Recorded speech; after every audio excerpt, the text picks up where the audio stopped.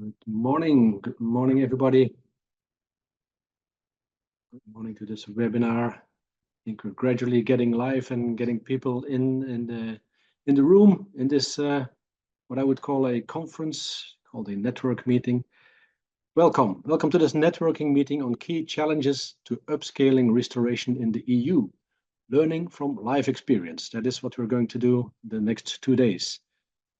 This is about a topic which is of very high interest, as you know, after the adoption of the Nature Restoration Regulation last year, new regulation, and the development, meanwhile, by member states and many partners involved of national restoration plans. So it's a very timely event and a timely moment to learn from experiences from the past from the LIFE program. The high interest is clearly reflected also in the high interest in the registrations. We have over 800 people who have registered to this event. Many are still joining in as we speak, obviously, but over 800 from about 40 countries from Europe as well as beyond Europe. So I think that's a clear indication of the interest that is there to learn from others to further work on nature restoration in Europe. My name is Ben Delbaere. I'm a technical monitor at the ELMEN, the organization that supports the executive agency of the European Commission in support of the LIFE program. And I will be your moderator for the next 2 days, together with some colleagues who will join me tomorrow. This event is, as I mentioned, to learn from each other. So you will hear a number of presentations from LIFE projects. It is also to learn from challenges, mostly the challenges that these projects have encountered. So not so much focusing on individual projects or on restoration activities as such, but what challenges have they come across? How have they dealt with it? And what can we recommend on the basis of that? Because there's so many different challenges, we focus on 3 different themes: the transfer of knowledge and capacity building, on access to land, and on mobilizing other sectors. We deliberately will not focus on financing challenges, although many will have those. But there was a networking meeting last month in February, also from the LIFE program, to cover that, to look at innovative funding instruments for nature. The recording of that is still available on the YouTube channel of the LIFE program. Our journey today will take us on a route, on a restoration tour across Europe. And we will focus on terrestrial ecosystems, not marine. Also for that's quite a different subject. That would be a different type of agenda. So hopefully there will be a future event on that topic. Before giving the floor to CINEA to open this event, just some logistics. This event is being recorded, as you may have noticed, and the recording will also be available afterwards on the YouTube channel. You will also have noticed that there is no common chat, as we will be too many people in the group. There's no common chat where you can see everything that is everybody is sharing. But as this is a networking meeting, I invite you to use the only opportunity which is there, which is in the Slido. There will be a QR code, so I invite you to scan the QR code and to join the Slido and post questions to the sessions, questions to the speakers, but also maybe share comments, share information from your projects, or share knowledge that you have. Space is limited though, so keep the messages short. I think there's 160 characters only for the Slido messages, so keep it short, but use the opportunity to share what you have. You can also vote for questions that have already been put there, and these questions will be then going up in the attention ladder, so to speak. Behind the scenes, there is a moderator team from colleagues from CINEA and DG Environment, who will be looking at all the comments and questions that have been posted in the chat. Some of them will be answered directly in the chat, in the Slido, and others will be brought to us, to the speakers and to the panel to have a discussion on it and to have responses. There might be, with so many people in the crowd, too many questions for us to address in these 2 days. So those that will not be addressed now, we will also try to process them afterwards in writing, and we'll provide them with you together with the the video and the post-conference information. So that being said, I think it's time to pass the floor to CINEA, to Anne Burrill from CINEA. Anne Burrill is the head of Unit B2 of the Life Environment Unit in CINEA, and will give us some opening words. Anne, please, the floor is yours. Yes, good morning. Thank you very much, Ben. It's certainly my honor and my pleasure to open up this meeting. I'm very pleased to see there's so many participants. As you said, I think that's a real reflection of the importance and the relevance both of the topic of nature restoration and also an acknowledgement of the very important role that the LIFE program has played and continues to play for nature and biodiversity.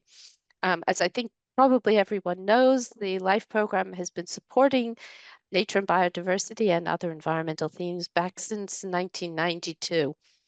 Over this time, LIFE has been really instrumental to many local and regional conservation successes, a lot of projects where we've succeeded in halting the decline of habitats of species and in many cases setting them back really on the road to recovery.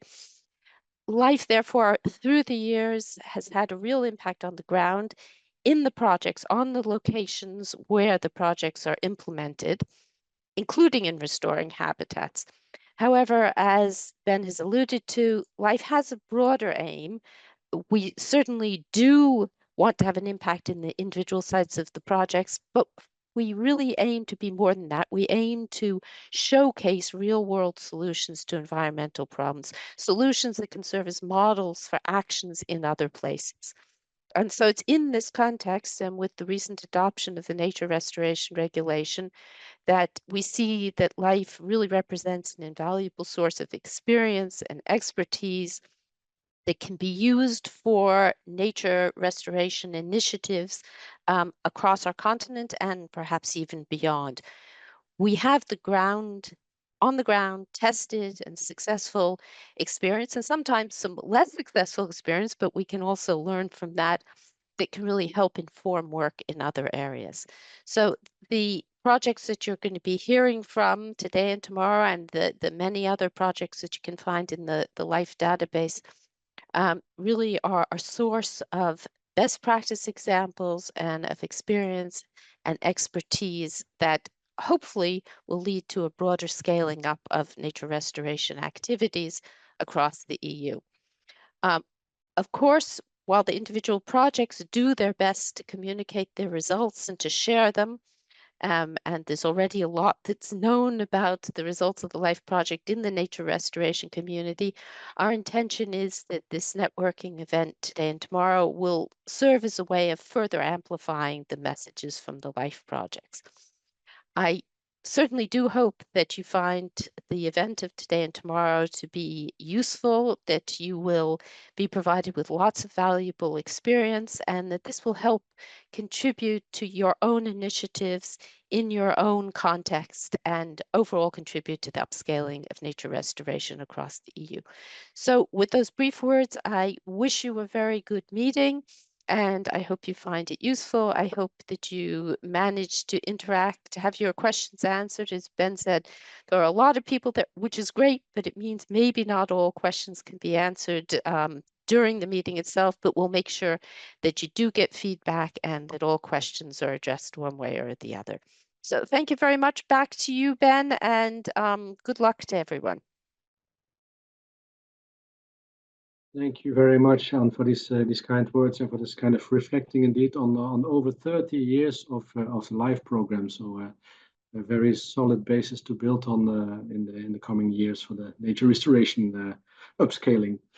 Let me now ask Mr. Andrea Vettori to take the floor. Andrea Vettori is head of Unit D3 of Biodiversity and Nature Conservation in DG Environment, Directorate General Environment of the European Commission, and he's in charge of the implementation of the Birds and Habitats Directives and the Natura 2000 network of protected areas.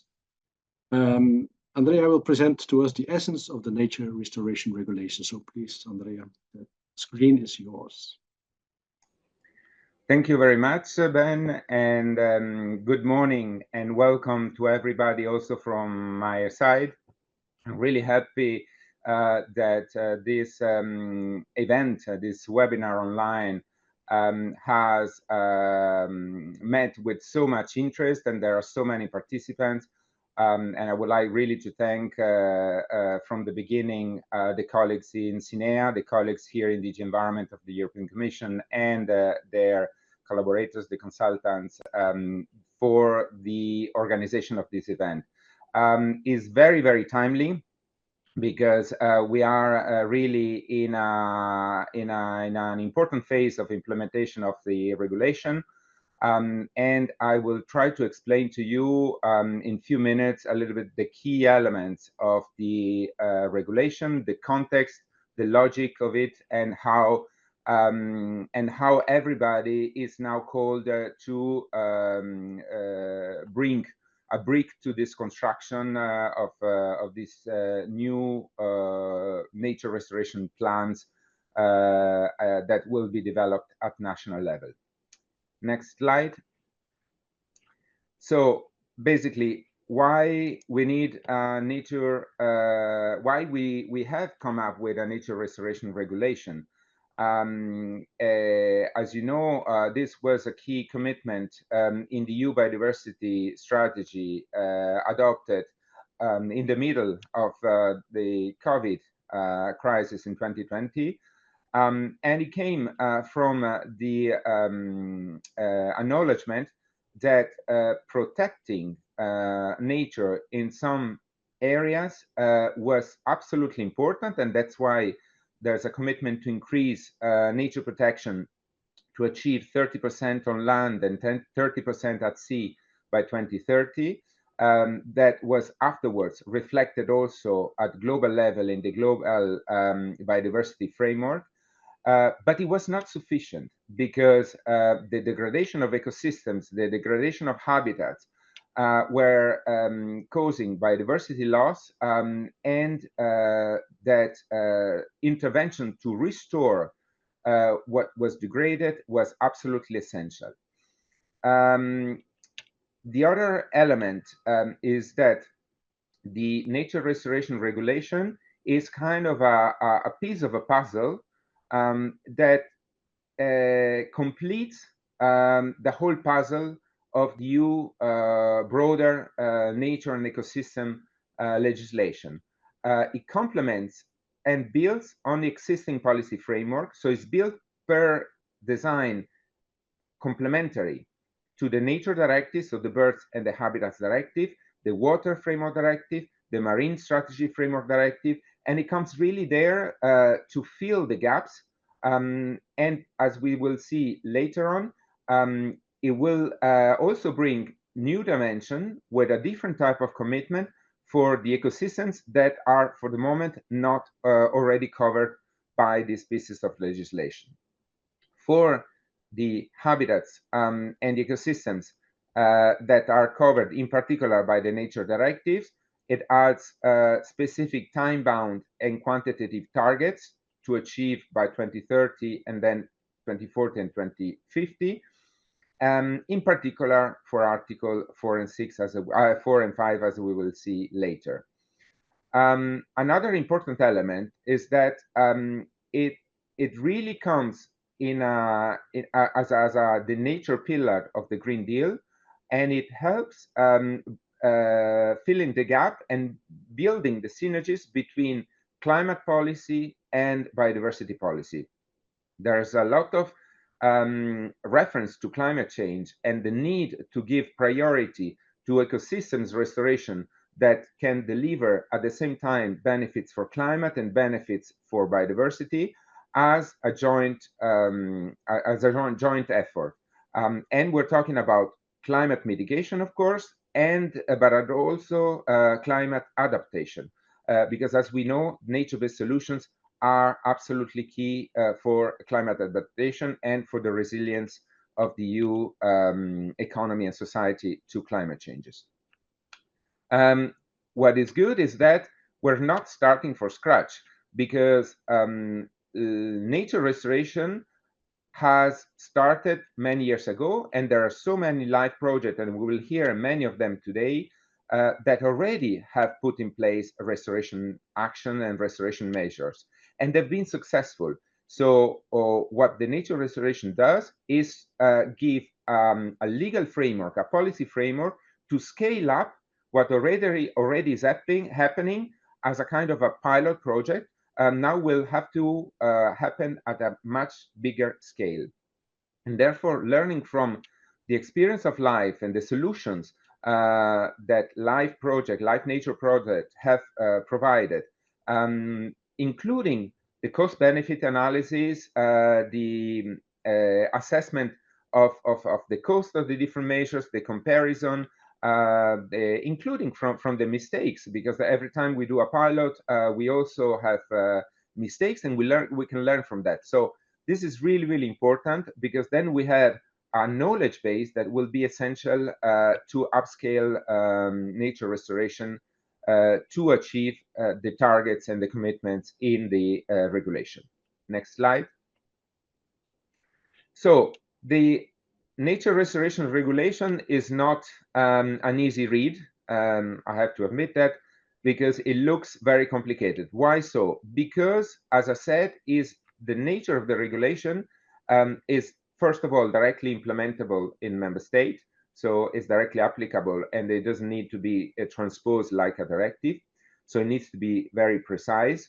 Secondly, as I said, it's just the missing piece of a puzzle. So of course, it needs to have clear references to a number of existing legislation and the interplay with it.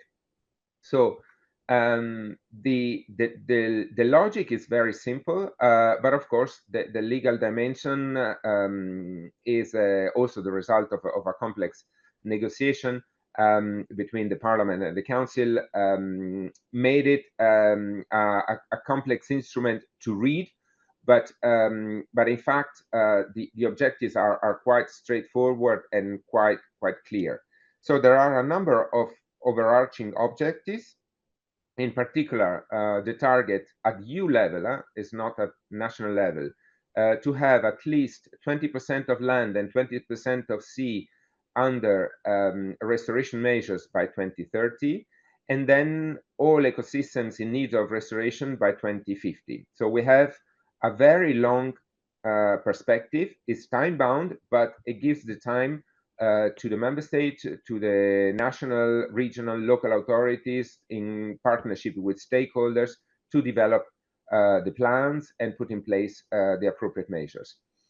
The objective is the recovery of ecosystems is, as I mentioned, climate adaptation and climate mitigation, is to achieve land degradation neutrality, which is also a key element of the EU soil strategy and of the soil monitoring law currently in negotiations between Parliament and Council, has a strong element of food security, because I think it's quite clear to everybody from the evidence of science how much climate change and biodiversity loss are affecting food security.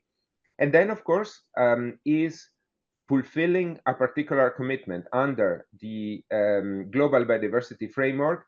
There is a commitment to restore degraded ecosystems, and you was able to present a coherent framework of legislation to achieve this target. Again, leading action at international level. What is important is what we mean by restoration. So it's a process of actively or passively assisting the recovery of an ecosystem.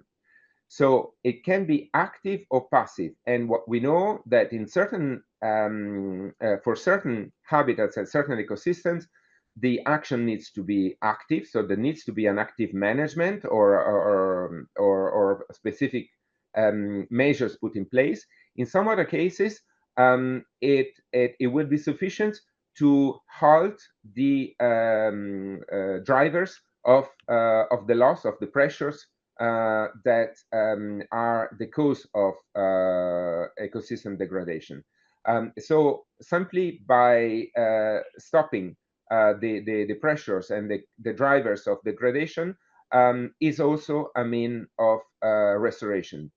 And often, therefore, it means that in some cases, and I think LIFE project can demonstrate that in some cases, there are certain costs for putting in place the measures. In some other cases, the cost is mainly for compensating any economic losses from not exploiting certain resources or limiting the use of certain resources, natural resources, to limit the drivers of ecosystem degradation. Next slide. So here you have a graphic overview, a very simplified, of the main ecosystems covered by the specific restoration targets. The first three, the protected habitat types, the habitats of protected species, and the marine habitats, are very closely related to the Birds and Habitat Directive and the Marine Strategy Framework Directive, because this is closely linked to the objectives of favorable conservation status, of the trends, of the improvement of the trends, and so on. And there are very, very specific time-bound targets in relation to that. For marine habitats, as I said, this also links to the obligations under the Marine Strategy Framework Directive, and broadens to some additional habitats like the seabed. For the urban ecosystems, as for pollinators, agro-ecosystem, and forest ecosystems, you will see that in the regulation there is a different architecture compared in terms of targets compared to the first three that I mentioned, because for the moment we don't have in place a common monitoring system which is sufficiently harmonized. And therefore there are different steps, sometimes either using proxy indicators for the health of the ecosystems, and there's been quite a lot of flexibility given to member states to pick up the most appropriate indicators out of a range of indicators in the regulation to monitor progress towards an improvement of the health of these ecosystems. Or there is a commitment to put in place by certain date a monitoring system and define the specific indicators. Another important element is that for these ecosystems for which we don't have, they are not protected under the Habitats and the Birds Directive, there's a lot of subsidiarity left to member states, because it will be for member state not only, as I said, to pick up the appropriate indicators, but also to identify what are the targets that they will have to achieve or they want to achieve in terms of halting degradation, and so in terms of restoration and health of this ecosystem. This is a very important element, because there was a lot of debate about what does it mean, what are the obligations for landowners, for fishers, for farmers, for foresters, and it's very clear that it strongly builds on subsidiarity and the very different situations that we have in member states. And this, of course, gives also a big room of maneuver and the possibilities to have strong partnerships with all stakeholders, NGOs, civil society, and of course regional and local authorities in the preparation of the national restoration plans.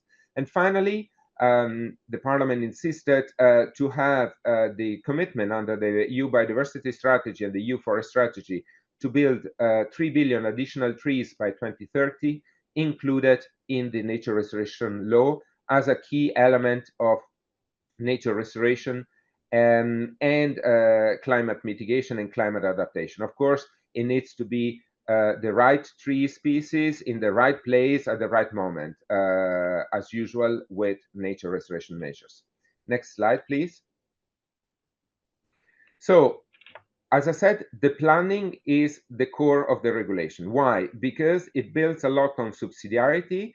It has strong obligations of public consultation, involvement of stakeholders, because in the nature restoration plans, in the national restoration plans, member states will have to identify the appropriate measures and the areas where these measures will have to be put to achieve certain targets, and also how these measures will be financed.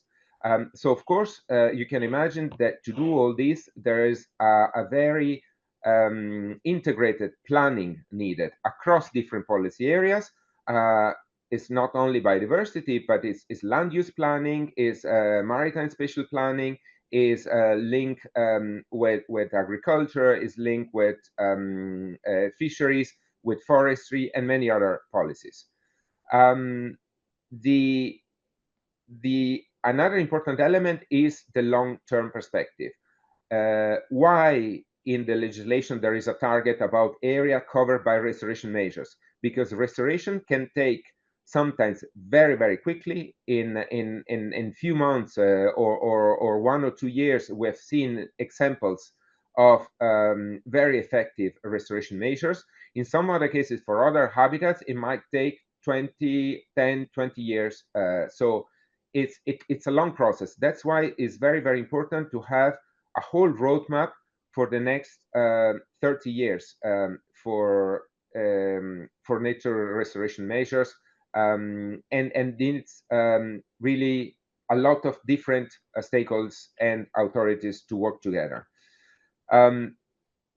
It's also important that the restoration plans are built and links and the uniform format that the Commission will adopt and publish very soon for the national restoration plans already foresees all the links with the other strategic plans, the climate and energy plans, the common agriculture policy strategic plans, the marine spatial planning, and so on and so forth. So this should be all integrated into these plans, or at least the plan should make reference and ensure the coherence of the different planning activities.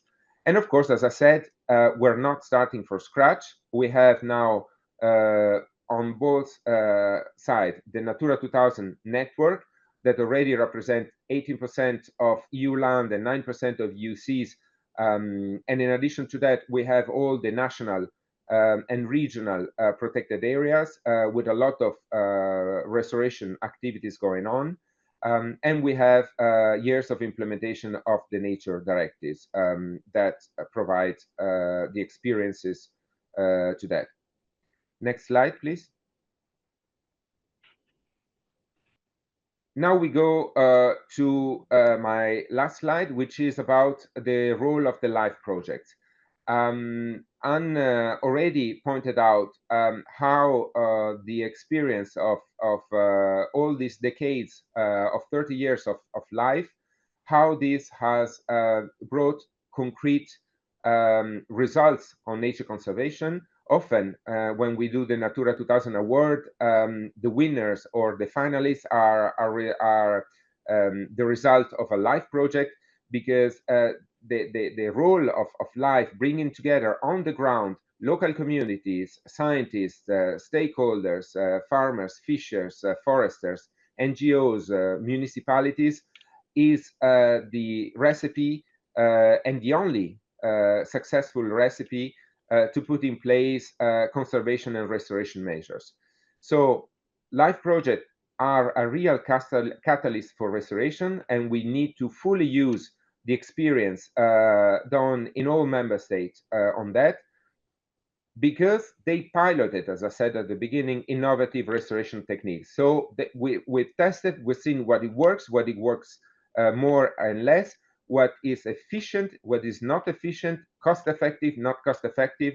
And this is really, really important, because what we need to do is, as I said, scale up, and which is precisely the title of today's webinar, is to scale up these restoration measures.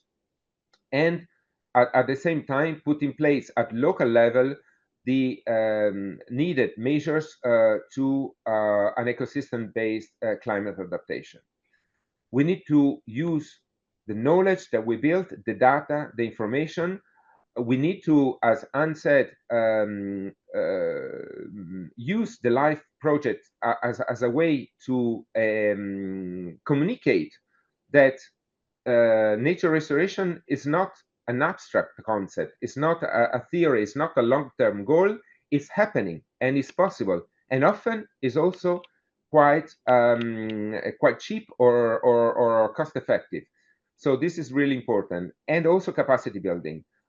Through LIFE project, a lot of local authorities, NGOs, and stakeholders, they build a capacity of project management, of the knowledge of the different experts from the actual managers or the doers on the ground, with those dealing with the financial aspects, those dealing with the theory and the scientific background. So it's really these advantages and these success stories that are, and these experiences that are super important for the future. And then, as I said, they are already contributing, and member states will have to put in the nature restoration plans already the existing measures financed by LIFE and other funds on nature restoration, because this is really a key, is the nucleus on which the whole nature restoration regulation is built, and the future national restoration plans will have to be developed on. Next slide. Just to thank you very much for your attention. Here you have the link to the EU Nature Restoration Law, and all the information, and a new nature restoration regulation brochure. We will continue to work to provide further guidance and support to national and local authorities. There will be further seminars and events organized during 2025 in support of national, regional, local authorities throughout the EU for the preparation of the national restoration plans. And this is really an exciting journey, because we will be all part of it. And I'm really, really happy that so many of you are interested on this, and I really count on you in sharing your experience during these 2 half days, today and tomorrow. I've seen on the program amazing projects. Some of them I know them and I visited them. So I hope that this information sharing will provide a lot of good ideas to others for new projects, not necessarily financed by LIFE, but funded by other EU or national funds, because this is really the strong and solid basis on which we'll have to build our nature national restoration plans and achieve the objectives of the regulation. I thank you very much, and I wish you a very, very fruitful discussion. Thank you. Thank you very much, Andrea, for guiding us through this indeed difficult to read nature restoration regulation process. But I think the picture is clear. The task ahead is also very clear. And I think the way that you also presented that nature restoration is not only about nature, but that it has this kind of links with other sectors, with climate change, with food security, and what have you.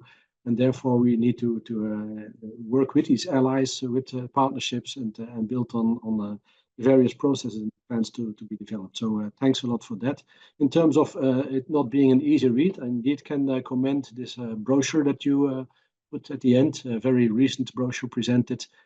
in easy language to explain the nature restoration regulation, including a very interesting graph also on, you mentioned the costs that is being put in nature restoration, and it also shows the benefits. I think it's definitely worth having a look at that.